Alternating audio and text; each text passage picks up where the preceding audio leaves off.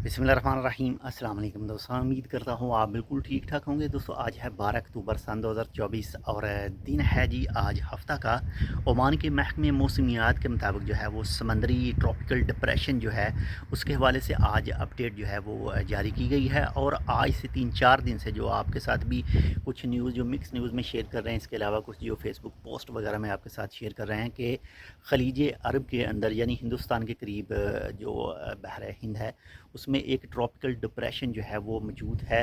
बारिशों का सिस्टम मौजूद है, तो वो उसका जो रुख बताया जा रहा है आज ओमान के महकमे मौसमियात के मुताबिक बताया गया है कि उस ट्रॉपिकल डिप्रेशन का जो सेंटर है और वो ओमान के साहलों से इस वक्त 900 से ऊपर किलोमीटर की दूरी पर मौजूद है, यानी 920 किलोमीटर की दूरी पर मौजूद है ओमान के साहलों से।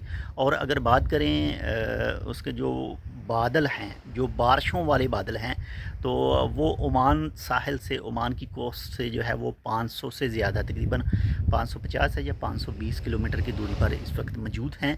बाकी इसका जो रुख बताया जा रहा है ओमान के महकमे मौसमियात के मुताबिक वो दोफार गवर्नरेट की तरफ बताया जा रहा है और यमन का जो समंदर है उसकी तरफ बताया जा रहा है। बाकी अगर इस वक्त देखें तो इस वक्त ये शर्किया के इलाका है। आज से 3-4 दिन पहले बताया गया था कि शर्किया के इलाके को भी इसके असरात जो हैं वो झेलने पड़ सकते हैं, इसके बाद मतलब वस्ता में, दफ़ार में। लेकिन मैं इस वक्त मौजूद हूँ ये शर्किया के इलाका है और इस वक्त समंदर देख सकते हैं पीछे, बिल्कुल स्पॉट है, बिल्कुल अपनी नॉर्मल रूटीन पर है, कुछ भी इसमें ज़्यादा कोई हलचल वलचल नहीं है।